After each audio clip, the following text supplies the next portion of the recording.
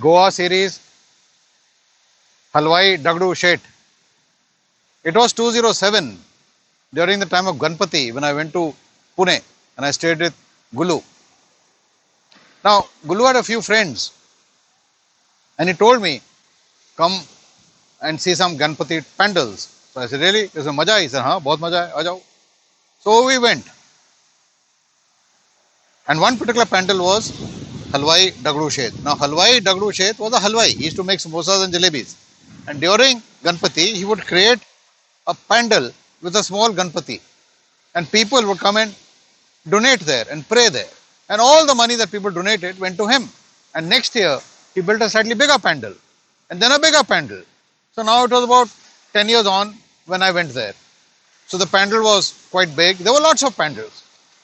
The Dagdusheth was the biggest pandal in that area. So there were lots of people offering, you plate full of coconut, flour, laddu, which you go and give Ganpati as an offering. So I told them, why don't we buy one? Because it'll be cheaper here. They said, no, no, no. This girl here, she is from the Mahalakshmi family in Bombay. So just watch what happens. So instead of buying the samagri before, we went right up to Dagdusheth's pandal. And right in the entrance of the pandal was an old lady sitting with a basket full of coconuts.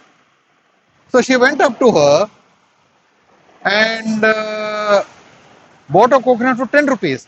There they were selling for 100 rupees, just 100 yards away. In front of the pandal, they were selling for 10 rupees. So we took coconuts each, went there, made our offering, and we came back.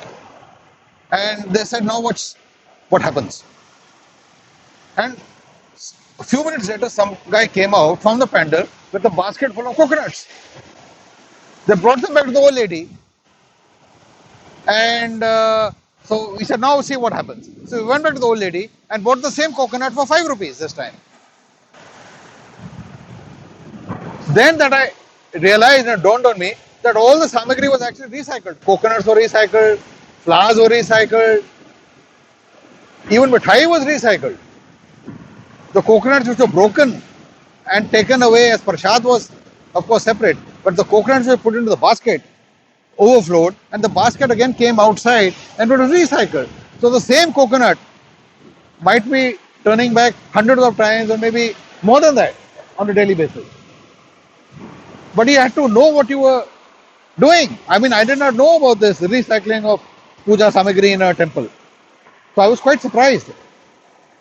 Years later, maybe 4 or 5 years later, I was again in Pune during Ganpati and I went back to the Dagdusheth pandal. And this time he had built a Ganpati full of bejeweled enamels. I mean, it was a small Ganpati this size, but it was full of diamonds and emeralds and rubies and all and sapphire, blue sapphire, precious stones.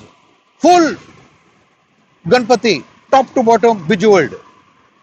I mean, it must have cost him goodness knows lakhs and lakhs and lakhs rupees. But the upside is that daily his offerings were going into 20, 30, 40, maybe 1 crore each per day. So if he kept the Ganpati for 10 days, he must have roped in crores of rupees in cash. Some people are even offering gold chains. This money that was being offered to Ganpati was Dagdusheth's private money. He kept for himself, didn't distribute it. He took out his expenses and the rest was profit, benevolence from the gods. And I came to know, I learned that temples do the same thing. In temples, which are big temples, the government takes 1/3 share. They have an excise guy sitting there monitoring all the donations, which are given in kind and in money. The government takes 1/3, the owner of the temple takes 1/3, and 1/3 goes towards temple maintenance. I mean, here even the government is taking a share. In NGOs, there's no such thing. I don't think there's a division of 1/3 in NGOs. They get to keep the entire enchilada. It says benevolence, you given it, now it's mine. What I do with it is my business, my privy. If you donate to a temple, you don't get sometimes you don't even get a receipt. Yes, I know in Ajmer, in the Dargah, you get a receipt. But what happens to that money, we don't know. Whether it's used for good work or whether it's used to go and buy booze or whatever. Because I do know that the owners of temples get money easy and they pilfer it away. As I said, in alcohol, in whatever, in the good life. So it's hard to say that your hard-earned money, your belief in God, money is given. What happens to the money? I don't know. I would love to see an accountability of that. At least give a receipt and an account of what's happened to my money. Where is it gone? What happened to it? Did you actually feed any people? And who did you feed? Or did you just feed your own bank account? People donate cash, they donate jewelry, they donate property. सब जाता है. Where does it all go? The story of Dagdusheth. It's amazing. It happens all over Western India. In Goa, Ganpati is the biggest festival by far. Far bigger than Diwali, far bigger than Holi, which are big festivals in North India. Here, Ganpati rules.